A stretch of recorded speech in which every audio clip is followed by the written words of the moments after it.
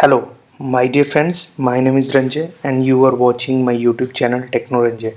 In this video, I am going to discuss about how you can create a user-defined exception. Okay, so in the last earlier video, I have discussed about the throw and throw keyword and what is the function of these two keywords, and in the earlier video I have also discussed about how you can handle checked and unchecked. So you can get all these videos in my playlist. So today we will create use our own exception. For that we will take some example. Okay, so we'll take, suppose we are taking a string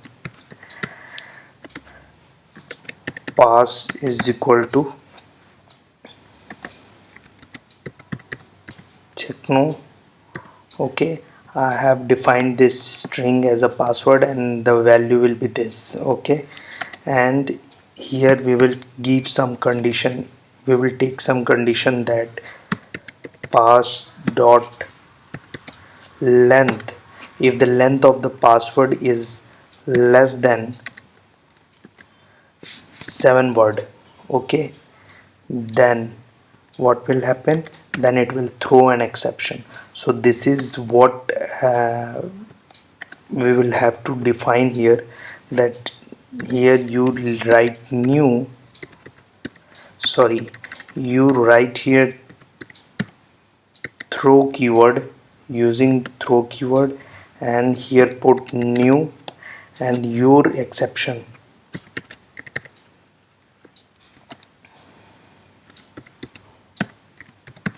Pass exception. Okay, and so we have created our own exception, pass exception.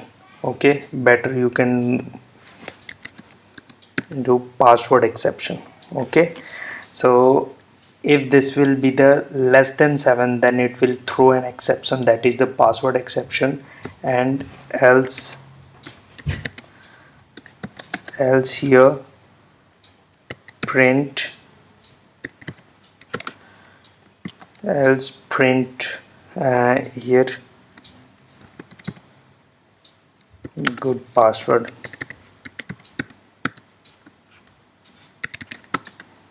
Go ahead. Okay, now let's see. So you have created some your new password, so you need to create a class for that password which will extend. So just listen carefully. If you are creating any new password, your own password, so you will need to create a class for that, and in for that class you need to extend the exception class. So this is the parent class, you need to extend this, inherit the property of the exception class. So let's see how it will work. So you just go here and create password exception. Okay, so we have created a public class password exception which is extending exception class, and in the particular exception class what you will have to do, you just here create a constructor for that, so that it will print some. So we'll create constructor. Okay, so here the constructor of the particular password exception class has been created, and in this we will use the keyword super. So when you use this super keyword, and let's print something here, that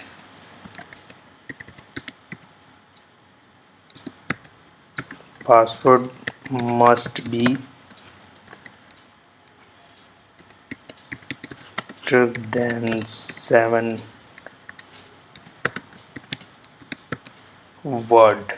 Okay, so this is the constructor, and inside the constructor we are calling super keyword, and super keyword actually calls the parent method, that is the exception class, parent class, that is the exception class. Now we will create another constructor for that, and here the property of method overloading will come here. But in the case of the method overloading, the method will be same, but your parameter will be different. Okay, so here we'll change the parameter string message. Okay, and here we will pass the message. Now we have created the class for the new exception. Okay, extending this in the exception main parent class, and within this class we are creating two constructor following the property of the overloading. That one is containing nothing, and the other parameter is the string, that if any string will be called, then this constructor come into the picture. Okay, so let's go and check how it will work now. So now here we have created, and but let's see, here it is showing when we created this, and when you put here it is showing that add throw declaration. So it is showing because this exception test, this is your own user defined exception, is basically the checked exception.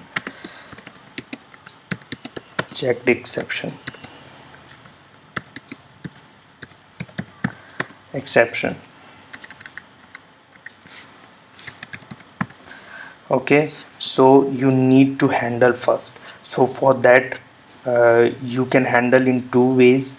You can suppress through putting this as a you can giving the throws keyword, or by handling is like giving this all these method inside the try catch block. Okay, so we'll take this try catch block here, and now from this if condition here, just cut this and put into the try catch block.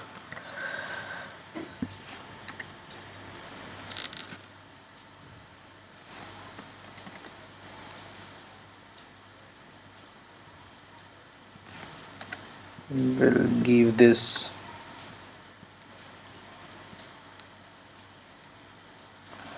so put it inside the try catch block. After putting it, the error has been removed. Now you what we have to do is that if we are passing some value, this keyword, that character is 1 2 3 4 5 6, so this is the sixth word character. So it will goes inside the first, it will goes inside the if condition, and it will check if this is the less than 7, that it will throw an exception.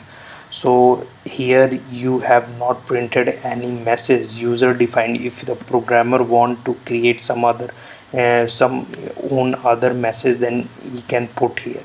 So let's check here. Okay,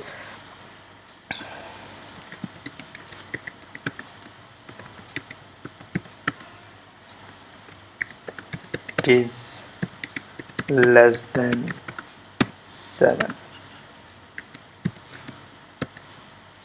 Please check password is less than 7. Okay, just save this, and inside the catch exception, what you will have to do, you just print here you can change this from exception to password exception. Okay, this is the user defined. So here we will write password exception e1 e and e dot print stack trace. Okay, so save this, and here what we have done here is that inside the new password exception we have put some message here. Now this is containing some string, so it will goes inside this password exception class and check any method is present which is containing some string value, so it will goes inside this constructor and call the super method, and it will goes inside and print this message here. Okay, so let's go and save this and run this application. When you run this application you will get this please here. So please check the password is less than 7 word, so it is printing everything. If you don't want to print a stack, so you can also write in this way. Okay, and here e dot get message, so you will get only the message as well. So let's go and take this. When you run this application please check the password is less than, so the whole exception message is removed and only your message is printing here, so it is going inside this. Suppose you don't want to print this exception and you have already defined, so save this, and when you after removing any message from this throw new password exception constructor, so and save this and run this application, it is showing password must be greater than 7 words, so it is going inside this constructor which is containing nothing inside their constructor, so it is calling from here. Okay, so this is the concept of method overloading. It is inheriting the properties of exception also and inside this, so you in this way you can create your user defined. Another thing you can do is that you can take this as from user input. So what you will have to do, you just here you can take any like let's take a scanner class. So we will take a scanner sr is equal to new scanner, and here we'll write system dot input. Okay, and in this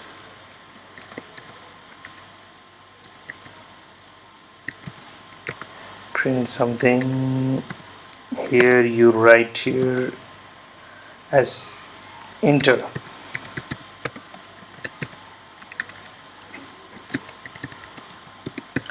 password, so it will ask for, so here you write sr dot next line. This is the method for the next line, and here you will write pass is equal to, so we will take this password from user, so you can do in this way also. So if you pass this, let's go and check this. Okay, so when you run this application, here it is saying enter password. So suppose we are writing techno and this password must be greater than 7. Now again run this application. So when you run this application, and let's take techno run j, so I think this will be the greater than 7 words, so enter this. So it is showing the message that good password, go ahead. So we have created successfully our own exception.